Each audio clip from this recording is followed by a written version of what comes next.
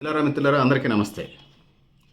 MHPS ముస్లిం హక్కుల పోరాట సమితి వ్యవస్థాపక అధ్యక్షులు, న్యాయ నిపుణులు, ప్రముఖ విద్యావేత్త మహమ్మద్ అసద్ గారితో ఉన్నాం.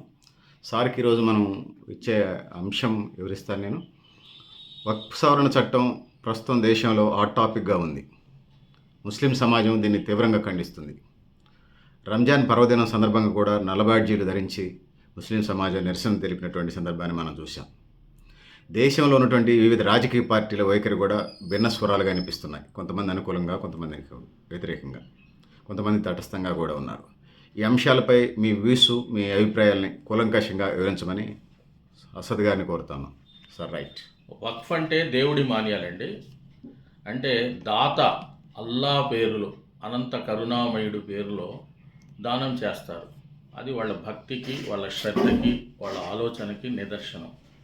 అంటే ఎవరైనా ముస్లింలు కానీ, ముస్లింలు ఇతరులు కానీ, కొంతమంది దర్గాల పట్ల చిత్తశుద్ధి ఉన్నవాళ్ళు, భక్తి ఉన్నవాళ్ళు, అలాగే కొన్ని రకాలుగా వేరే కులమతాలు అయినప్పటికీ కూడా వాళ్ళ యొక్క భక్తిని బట్టి, శ్రద్ధని బట్టి అనేక ఆస్తులను దారదత్తం చేస్తూ ఉంటారు. దీనికి ఒక విచిత్రమైన కోణాన్ని కేంద్ర ప్రభుత్వం ఇస్తూ ఉంది. ఇవాళ తిరుమల తిరుపతి దేవస్థానానికి ఉన్నటువంటి ప్రాపర్టీస్ కనుక పరిశీలించినట్లయితే విస్తృత స్థాయి ప్రాపర్టీస్ ఉన్నాయి దేశవ్యాప్తంగా. అంటే దాత తనకు నచ్చిన చోట, తనకున్న చోట, తనకు అందుబాటులో ఉన్న చోట, తనకి యాజమాన్య హక్కులు ఉన్న భూములను కానీ, లేకపోతే మూవబుల్ ప్రాపర్టీస్ కానీ ఏదైనా తాను భక్తి శ్రద్ధలతో సమర్పించుకుంటాడు దేవుడికి. అదేవిధంగా వక్ఫ్ అంటే కూడా అల్లాహ్కి సమర్పించినటువంటి ఆస్తులు, దాత యొక్క ఆలోచనని బట్టి ఆ ఆస్తుల్ని వక్ఫ్గా నమోదు గావించబడతాయి. ఉదాహరణకి ఒక దాత తాను తనకున్నటువంటి మూవబుల్ ప్రాపర్టీస్ కానీ, ఇమ్మూవబుల్ ప్రాపర్టీస్ కానీ దానం చేసేటప్పుడు తన ఉద్దేశాన్ని కూడా అందులో వ్యక్తపరుస్తాడు. ఆ ఉద్దేశాన్ని అమలు జరిపేలా కూడా ఆ ప్రాపర్టీస్ యొక్క వినియోగం జరగాల్సి ఉంటుంది. ఇచ్చేవాడిని వాకిఫ్ అంటారు. వాకిఫ్ యొక్క మంష ఏంటి, అతని యొక్క ఎయిమ్ అండ్ ఆబ్జెక్టివ్ ఏంటి అనేది కూడా పరిశీలనలోకి తీసుకుంటారు. మొట్టమొదట మనకి ఇక్కడికి వచ్చింది 1995 చట్ట సవరణ. 1995 వక్ఫ్ చట్టాన్ని ప్రవేశించినప్పుడు ఇదే బీజేపీ పార్టీ సంపూర్ణ మద్దతు తెలిపింది నాడు పార్లమెంట్లో. మరీ చాలా వింతైన విషయం ఏంటంటే 54, 55 చట్టంలో కూడా ఆ రోజుల్లో బీజేపీ పార్టీ కీలక పాత్ర పోషించింది. తర్వాత మన్మోహన్ సింగ్ సర్కార్ 2013లో 95 వక్ఫ్ చట్టంలో కొన్ని సవరణలు ప్రవేశపెట్టింది. ఆ సవరణల యొక్క ప్రతిపాదనలను కూడా 2013లో మొన్న, అంటే బీజేపీ ప్రభుత్వం రాకముందు బీజేపీ ఖచ్చితంగా దాన్ని మళ్ళీ సంపూర్ణంగా మద్దతు తెలిపింది. అంటే 95 వక్ఫ్ చట్టంకి 2013లో జరిగినటువంటి సవరణలకి సంపూర్ణ మద్దతు ఇచ్చినటువంటి బీజేపీ పార్టీ ఇవాళ మతోన్మాద దృష్టితో వాళ్ళు అధికారంలోకి వచ్చినప్పుడు నాడు మీరు ఇచ్చిన మద్దతు విషయంలో ఆ చట్టం సరిగా లేదనడం అనేది ఎంతవరకు సబబు అనేది ఆలోచించాల్సిన బాధ్యత వాళ్ళది. Point number 1. పాయింట్ నెంబర్ 2 ఏంటంటే బీజేపీ ఏమంటుందంటే 44 సవరణలు తొందరగా అవసరం, అది కనుక చేసినట్లయితే వక్ఫ్ చట్టం ఇంకా బలోపేతం అవుతుంది అని వాళ్ళ యొక్క ప్రచారం. కానీ వక్ఫ్ ఆస్తులను కొల్లగొట్టడానికి, వక్ఫ్ యొక్క నియమ నిబంధనల్ని సడలింపించి ఆక్రమణదారులకు వత్తాసు పలకడానికి, బలోపేతం చేయడానికి తీసుకొస్తున్నటువంటి చట్టంగా ముస్లిం సోదరులు భావిస్తూ ఉన్నారు. కారణం ఏంటంటే ఇవాళ వక్ఫ్ దగ్గర విలువైన ప్రాపర్టీస్ ఉన్నాయి. జస్టిస్ రాజేంద్ర సచార్ కమిటీ తన రిపోర్టులో ఢిల్లీలో 123 ఆస్తుల గురించి వెంటనే వక్ఫ్ బోర్డుకి వాటిని మీరు స్వాధీనపరచాలి అని నాడు చెప్పింది, రికమెండేషన్ ఇచ్చింది, పార్లమెంట్ పటలంపై ఉంది. ఆ రోజుల్లో బీజేపీ పార్టీ సంపూర్ణంగా ఏకీభవించింది. ఇవాళ అధికారంలోకి వచ్చిన తర్వాత 123 ఆస్తులు ఎట్లా ఇస్తామని అంటుంది. నాడు జస్టిస్ రాజేంద్ర సచార్ కమిటీ ప్రకటించినటువంటి 123 ఆస్తుల విలువ 3,000 కోట్లు. ఇవాళ 10,000 నుంచి 15,000 కోట్లు ఉండొచ్చు. ఎందుకంటే 2006 నుంచి 2025 వరకు వచ్చినటువంటి ఈ వ్యత్యాసం అనేది 10 రెట్లు పెరిగిందా, 50 రెట్లు పెరిగిందా అనేది చూసినట్లయితే మేము భావించేది 10 నుంచి 15,000 కోట్లు కావచ్చు. అంటే నాడు ఇచ్చేయమన్నప్పుడు మీరు సమర్థించి నేడు మీరు అధికారంలోకి వచ్చిన తర్వాత ఆస్తులు మళ్ళీ తిరిగి వక్ఫ్ బోర్డుకి ఎట్లా ఇస్తామని చెప్పడం అనేది హాస్యాస్పదంగా ఉందని చెప్పి మేము భావిస్తూ ఉన్నాం. మీకు ఒక ఉదాహరణ ఇస్తా. దాదాపు మన దగ్గర వైరా రోడ్లో state bank of India building ఉంది. ఆ బిల్డింగ్ కంటే 10 రెట్లు పెద్ద బిల్డింగ్ చాందనీ చౌక్లో ఉంది, హైదరాబాద్లో, ఢిల్లీలో, కొత్త ఢిల్లీలో, న్యూఢిల్లీలో చాందనీ చౌక్లో మన దగ్గర వైరా రోడ్లో ఉన్న స్టేట్ బ్యాంక్ ఆఫ్ ఇండియా భవనంతో పోల్చితే 10 రెట్లు ఎక్కువగా ఉన్నటువంటి భవంతి ఉంది. దానికి ఇవాళకి మీరు వక్ఫ్ బోర్డుకి కట్టే కిరాయి ₹3.25. ఆ మధ్య ఉద్యమాలు వచ్చిన తర్వాత, ఆమ్ ఆద్మీ పార్టీ వచ్చిన తర్వాత దాని కిరాయిని కేవలం 5,000కి పెంచారు. అంత పెద్ద ఆస్తి కనుక ఢిల్లీ నడిబొడ్డులో ఉంటే ఎంత విలువతో ఉండాలి, ఏ రకంగా వాటి యొక్క రెంట్స్ రావాలో మీరే ఆలోచించాల్సిన అవసరం ఉంది. ఇలా వక్ఫ్ ఆస్తులన్నింటినీ కూడా కొల్లగొట్టడానికి ఈ సవరణ పేరుతో 24లో ఈ బీజేపీ కేంద్ర ప్రభుత్వం సవరణ చట్టాన్ని ప్రతిపాదించింది. అప్పుడు వచ్చినటువంటి నిరసనతో వెనుదిరిగి జాయింట్ పార్లమెంటరీ కమిటీకి ఈ సవరణ చట్టాన్ని రికమెండ్ చేసింది. అంటే జాయింట్ పార్లమెంటరీ కమిటీ నియమించింది అభిప్రాయ సేకరణ కోసం. ఇవాళ జాయింట్ పార్లమెంటరీ కమిటీ విస్తృత స్థాయి చర్చ జరిపి ఎన్ని రకాలైన విజ్ఞాపన పత్రాలు ఇచ్చినప్పటికీ, ముస్లింలు ఎన్ని రకాలుగా ప్రతిపాదనలు చేసినప్పటికీ, అందులో అత్యధికులు ప్రభుత్వ అనుకూలమైన ఎంపీలు ఉండడం దురదృష్టకరంగా భావిస్తూ వాళ్ళు దీన్ని మార్చాలి అని రికమెండేషన్స్ ఇచ్చే పరిస్థితికి వచ్చారు. ఆ రకమైన రిపోర్ట్ కూడా తయారు చేశారు. కాబట్టి ఆల్ ఇండియా పర్సనల్ లా బోర్డు మొన్న ఈ ఈద్ సందర్భంగా ముస్లింలకు దేశవ్యాప్తంగా నల్ల బ్యాడ్జ్లు ధరించి ఈ సవరణ వక్ఫ్ చట్టాన్ని ఏదైతే పార్లమెంట్లో 2వ తారీఖు రేపు తీసుకురానున్నారో దీన్ని వ్యతిరేకించేటట్టుగా పొలిటికల్ పార్టీస్పై ప్రెషర్ తెచ్చే విషయంలో ఒక కార్యక్రమాన్ని చేపట్టడంతో అందరు నల్ల బ్యాడ్జ్లు ధరించి నిన్న శుభదినాన్న, పర్వదినాన్న నమాజు ఆచరించడం అనేది జరిగింది. ఇక్కడ వక్ఫ్ చట్ట సవరణని మనం ఎందుకు వ్యతిరేకిస్తున్నాం అనే ప్రశ్న వేసుకున్నప్పుడు ప్రధాన అంశాలు ఈ సందర్భంగా చైతన్యం కోసం చెప్పదలుచుకున్నాం. కాబట్టి మేధావులు, ఆలోచన పరులు, ముఖ్యంగా ముస్లిం సమాజం చైతన్యం కావాల్సిన అవసరం ఉందని చెప్పి నేను భావిస్తూ ఉన్నా. నేనేమంటున్నాను అంటే ఎండోమెంట్ ఉంది హిందూస్ కోసం, అలాగే గురు నానక్ ప్రబంధన్ కమిటీ ఉంది సిఖ్ల కోసం, అలాగే కాశీ బోర్డు ఉంది, తిరుమల తిరుపతి దేవస్థానం బోర్డు ఉంది. ఇలాంటి అనేక మత సంస్థలు ఉన్నాయి. ఆయా సంస్థల్లో ఆయా కులాలకి మతాలకి సంబంధించిన సభ్యులు తప్ప మిగతా వాళ్ళు ఉండడానికి ఆయా చట్టాలు అనుమతించవు. అంటే ఎండోమెంట్లో నాన్ హిందూ ఉండడానికి అవకాశం లేదు. తిరుమల తిరుపతి దేవస్థానములో బోర్డు విషయం అయితే పక్కన పెట్టండి, కనీసం ఎంప్లాయీస్ని కూడా చంద్రబాబు అక్కడ నాన్ హిందూస్ని పెట్టడానికి సిద్ధపడట్లేదు. నాన్ హిందూ ఎంప్లాయీ తిరుమల తిరుపతి దేవస్థానానికి సంబంధించి ఎంప్లాయ్మెంట్ ఆపర్చునిటీ పొందే అవకాశం కూడా లేదు. మెంబర్ అయితే తర్వాత సంగతి. అలాగే కాశీ బోర్డు ఉంది, అలాగే గురునానక్ ప్రబంధన్ కమిటీ ఉంది, అలాగే క్రిస్టియన్స్ యొక్క మిషనరీస్ ఉన్నాయి. అంటే ఆయా మతాలు మేనేజ్మెంట్ చేసుకునే అర్హతలు కలిగి ఉన్నాయి. కాబట్టి ఆయా చట్టాల్లో మీరు ఎక్కడా ఆయా మతాలకి సంబంధించిన వ్యక్తులు తప్ప వేరే వాళ్ళు ఉండడానికి లేదు అనే స్పష్టత ఉన్నప్పుడు వక్ఫ్ చట్టం కూడా అదే కదా. వక్ఫ్ ఏమంటుంది, దాంట్లో నాన్ ముస్లిమ్స్ ఉండడానికి వీల్లేదు. ఎందుకంటే ముస్లిం యొక్క ఆస్తులని, సంరక్షణని, మేనేజ్మెంట్ని, నిర్వహణని వాళ్ళే చూసుకుంటారు. అది చట్టం యొక్క ప్రధాన అంశం. కానీ ఈ ప్రతిపాదనలో నాన్ ముస్లిమ్స్ని అందులో సభ్యులుగా చేయబోతా ఉన్నారు. దీన్ని మేము తీవ్రంగా వ్యతిరేకిస్తున్నాము. ఇది మొదటి పాయింట్. రెండోది, వక్ఫ్లో సున్నీ ముస్లిమ్స్కి సంబంధించి ఆస్తులు ఉన్నాయి, షియా ముస్లిమ్స్కి సంబంధించి ఆస్తులు ఉన్నాయి. ఇప్పుడు ఆగా ఖాన్ అనేది ఒక ట్రస్ట్ అండి. వాళ్ళకంటూ ఒక విధి విధానం ఉంది. వాళ్ళ ట్రస్ట్ వేరు. అవి ముస్లిమ్స్గా రికగ్నైజ్డ్ పొందినటువంటి సంస్థలు కావు, మైనారిటీస్గా మాత్రమే ఉన్నారు. చాలా సూక్ష్మమైన సంఖ్య. ఆగా ఖాన్ని, బొహరా కమ్యూనిటీస్ని, ఖాదియానీలని వక్ఫ్ బోర్డులో తీసుకొచ్చి వాళ్ళని కూడా ఈ మైనారిటీస్ వక్ఫ్ బోర్డు కిందికి తీసుకురావడాన్ని ముస్లిం సమాజం తీవ్రంగా వ్యతిరేకిస్తూ ఉంది. ఇది రెండో అంశం. మూడో అంశం ఏంటంటే, ఏదైతే మీరు మీ సమర్థనతో 95లో చట్టాన్ని తీసుకొచ్చారో అదే చట్టాన్ని మళ్ళీ సవరణ చేయడానికి 2013లో మన్మోహన్ సింగ్ సర్కార్కి సమర్థించారో ఆ చట్టాన్ని ఇవాళ సవరణ చేసేటప్పుడు రాష్ట్ర ప్రభుత్వాలకి ఆయా వక్ఫ్ బోర్డు నుంచి వచ్చే ఆదాయం 7%.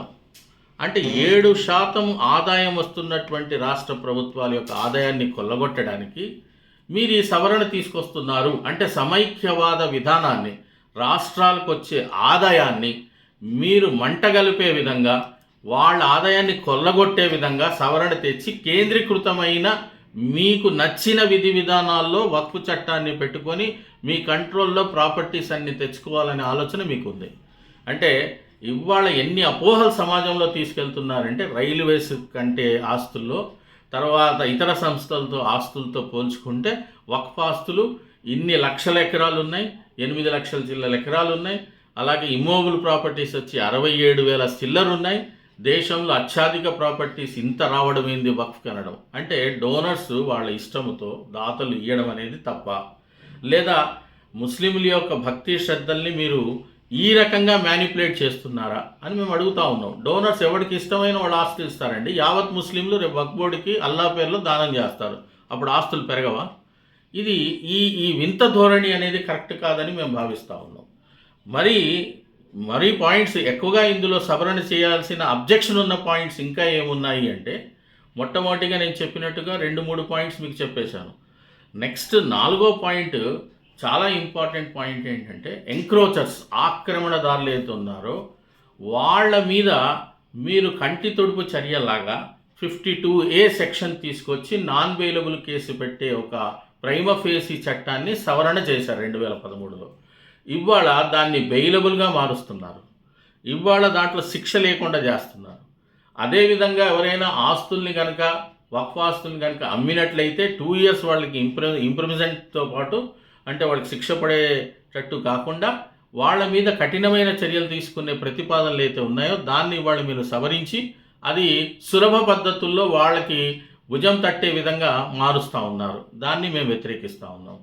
ఇంకో విషయం ఏంటంటే, ఎక్కడ చూసినా కూడా వక్ఫ్ ఆస్తులు అనేది ఆయా రాష్ట్రాలు వాళ్ళ బోర్డులో వాళ్ళు మెంబర్స్ని బట్టి చేస్తూ ఉన్నాయి, మిస్మేనేజ్మెంట్ జరుగుతుంది అనే ఒక నేపాన్ని అడ్డుపెట్టుకొని సరైన విధంగా యాజమాన్య పరిస్థితులు లేక వాళ్ళకి నష్టం జరుగుతుందని చెప్పి దానికి ప్రోగ్రెసివ్ విధానంలో తీసుకెళ్ళాలి అని చెప్పి మీరు చర్చల్లో అమిత్ షా గారు చెప్తా ఉన్నారు. నేను ఒకటి అడుగుతా ఉన్నా, మీరు అలాట్ చేసే బడ్జెట్ ఎంత? మీకు వక్ఫ్ పట్ల చిత్తశుద్ధి ఉంటే, మీరు డెవలప్మెంట్ చేయాలి అనుకుంటే కేంద్ర రాష్ట్ర బడ్జెట్లో మీరు గత నడుపుతున్న 3వ పర్యాయ ప్రభుత్వం వరకు ఎంత కేటాయింపులు చేశారు, ఎన్ని డెవలప్మెంట్ చేశారు చెప్పి సవరణ తీసుకొస్తే బాగుండేది. అలా ఏమి చేయలేదే, ఒక్క రూపాయి కూడా శాంక్షన్ చేయలేదే. అంటే మీ దగ్గర ముస్లిం మైనారిటీ మంత్రి ఉండడు, ముస్లిం మైనారిటీ ఎంపీ టికెట్ ఇవ్వరు, ముస్లిం మైనారిటీకి ఎమ్మెల్యే టికెట్ ఇవ్వరు. మీ దగ్గర ముస్లిం ఉన్న 2-3 ముస్లిం మైనారిటీస్ ఉన్న వాళ్ళని పక్కన పెట్టే పరిస్థితి వచ్చింది. మీరు ముస్లిం మైనారిటీల యొక్క ఆస్తులను పరిరక్షకులుగా మారి మీరు సవరణ చట్టం చేసి ముస్లింలకు లాభం చేకూర్చే విధంగా ముందుకెళ్తున్నారా? ఇది చాలా హాస్యాస్పదంగా ఉంది. ఎక్కడ పడితే అక్కడ దాడులు చేస్తూ ఉన్నారు. మీ విధానాలు సరిగావు, మీ ఆలోచన రీతి సరిది కాదు, మీకు ఒక ఆర్ఎస్ఎస్ విధి విధానాలు ఉన్నాయి. ఆ దిశలో ముందుకెళ్తూ ఈ చట్టాన్ని, మా ప్రాపర్టీస్ని కొల్లగొట్టడానికి ప్రయత్నాలు చేయడం తప్ప రెండోది లేదు. ఎవాక్యూ ప్రాపర్టీస్ ఉన్నాయి. ఇవాళ ఎవాక్యూ ప్రాపర్టీస్ని వక్ఫ్లో నుంచి తొలగించడానికి ప్రయత్నిస్తున్నారు. ఎవాక్యూ ప్రాపర్టీస్ ఎలా తొలగిస్తారండి? ఎవాక్యూ ప్రాపర్టీస్ అంటే ఈ దేశాన్ని వదిలిపెట్టి వాళ్ళు వెళ్ళిపోయిన వాళ్ళు, ఆస్తులు వదిలిపెట్టి వెళ్ళిపోయిన వాళ్ళు, లేదా ఎవాక్యూ ప్రాపర్టీస్కి సంబంధించిన మిగతా వాళ్ళు అల్లా పేర్లు దానం చేస్తే పంజాబ్లో, మన హర్యానాలో ఈ ప్రాపర్టీస్ చాలా ఎక్కువ ఉన్నాయి. ఇవాళ వాటి విలువలు పెరిగినాయి కాబట్టి ఎవాక్యూ ప్రాపర్టీస్కి సంబంధించి ఈ సవరణ చట్టంలో మీరు రాయితీ ఇవ్వబోతూ ఉన్నారు. అది కరెక్ట్ విధానం కాదు. అలాగే సవరణ చట్టాన్ని నానా రకాలుగా చీల్చి చెండాడి ఎటుగూడి పూర్తిగా హక్కులన్నీ కూడా మీ పరిధుల్లో వచ్చేలా చేస్తున్నారు. దానికి ఒక ప్రధాన ఉదాహరణ ఏంటంటే, వక్ఫ్ ట్రిబ్యునల్ మీద మీరేం చెప్తున్నారు? వక్ఫ్ ట్రిబ్యునల్స్ అనేది 95 చట్టంలో ఒక ప్రత్యేక ట్రిబ్యునల్ని మేము స్థాపించబడ్డాయి. ఈ చట్టం ద్వారా ట్రిబ్యునల్ అంటే సివిల్ కోర్ట్స్కి వెళ్ళకూడదు. ట్రిబ్యునల్లో కనుక ఏదైతే ఫైనల్ అవుతుందో దాన్ని ఛాలెంజ్ చేయడానికి వీల్లేదంటున్నారు. ఎందుకంటే అమిత్ షా గారు ఈ రకమైన దుష్ప్రచారం చేస్తూ ఉన్నారు. ఎక్కడైనా వక్ఫ్ ట్రిబ్యునల్లో వచ్చినటువంటి జడ్జిమెంట్స్ని మనం హైకోర్టులో పోయి రివ్యూ చేయడానికి అవకాశం లేదా? అపీల్కి లేదా? సుప్రీంకోర్టులో లేదా? చాలా రివ్యూకి అవకాశం ఉంది, అపీల్కి అవకాశం ఉంది. ప్లస్ పైపెచ్చు ట్రిబ్యునల్ అంటే ఏంటి, అది ఒక ప్రత్యేకం కాదు కదా. హైకోర్టు పరిధుల్లో ఉన్నటువంటి చీఫ్ జస్టిస్ గారి ఆధీనంలో నుంచే జిల్లా జడ్జికి సంబంధించినటువంటి జిల్లా జడ్జి ర్యాంక్ గల మీరు ఒక జడ్జిని వక్ఫ్ ట్రిబ్యునల్కి నియమిస్తారు. అలా కాకుండా కోరం పెడతారు. కోరం ఏంటి, 2-3 జడ్జిలకి సంబంధించినటువంటి కోరం. మరి ఆ జడ్జెస్ అంతా మీ పరిధుల్లో ఉండబోతా ఉన్నారు. వాళ్ళు సివిల్ జడ్జెసే. ప్లస్ ఆయా రాష్ట్రాల చీఫ్ జస్టిస్ యొక్క పరిధుల్లో వాళ్ళ నియామకాలు జరుగుతూ ఉన్నాయి. ఆ జ్యుడిషియరీ, ఆ లీగల్ సిస్టమ్ అంతర్భాగంగానే వాళ్ళు జడ్జిలుగా ట్రిబ్యునల్కు ఉన్నారు. మరి వాళ్ళు ఇచ్చే తీర్పుని రివ్యూ చేయడానికి అవకాశం లేదని చెప్పి దుష్ప్రచారం చేయడం, ట్రిబ్యునల్ వ్యవస్థని తొలగిస్తామనడం. అలాంటప్పుడు నేషనల్ గ్రీన్ ట్రిబ్యునల్ ఉంది, అలాగే వాటర్ ట్రిబ్యునల్స్ ఉన్నాయి, రైల్వే రిడ్రసల్ ట్రిబ్యునల్స్ ఉన్నాయి, అలాగే ఫినాన్షియల్కి సంబంధించి డిస్ప్యూట్స్కి సంబంధించిన ట్రిబ్యునల్స్ ఉన్నాయి. మరి అవన్నీ కూడా కోర్టు పరిధుల్లోకి రావా? అవి జ్యుడిషియరీలో అంతర్భాగం కాదా? ఒక వక్ఫ్ ట్రిబ్యునల్ మాత్రమే కరెక్ట్ కాదు, దాన్ని తొలగించాలి. కాబట్టి మేము ఆ వక్ఫ్ ట్రిబ్యునల్ తొలగించడాన్ని కూడా వ్యతిరేకిస్తూ ఉన్నాం. ఈ రకంగా యావత్ వక్ఫ్ చట్టాన్ని వీళ్ళు ఏదో రకంగా సవరణ పేరుతో మొత్తం చట్టాన్ని బలహీనంగా మార్చి ఆయా ఆస్తులు మొత్తాన్ని కూడా కొల్లగొట్టే విషయంలో పక్కడబందీ వ్యూహంతో ముందుకెళ్తూ అనేక రకాలుగా నష్టపరుస్తున్నారు. కాబట్టి ముస్లిం సమాజం జాగృతమై చైతన్యమై సెమినార్లు, సింపోజియంలు పెట్టుకొని మనము పెద్ద స్థాయిలో దీనిపై చర్చ చేసి మనమంతా కూడా irrespective of political parties and affiliations మనము అందరం ఏకమై దీన్ని సమర్థవంతంగా ప్రజాస్వామ్య పద్ధతిలో మనము దీనిపై ఉద్యమాలు చేయాల్సిన అవసరం ఉంది. కాబట్టి ముస్లిం సమాజానికి ఈ సందర్భంగా నేను పిలుపుస్తున్నాను, రండి రానున్న రోజులో మేము సెమినార్స్ పెట్టుకుంటూ ఈ సబ్జెక్టు పట్ల అవగాహనని పెంచుకుంటూ చైతన్యమై ఉద్యమాలు ప్రజాస్వామ్య పద్ధతుల్లో చేద్దాము, అందరు చేయగలుపుదాము. ఈ వక్ఫ్ సవరణ చట్ట బిల్ని ఉపసంహరణ అయ్యే వరకు మనం కష్టపడదాము, కృషి చేద్దామని పిలుపునిస్తూ నేను సెలవు తీసుకుంటున్నాను. సార్, ఈ వక్ఫ్ చట్టం మీద వివిధ రాజకీయ పార్టీల వైఖరులు ఎలా ఉన్నాయి వివరించండి.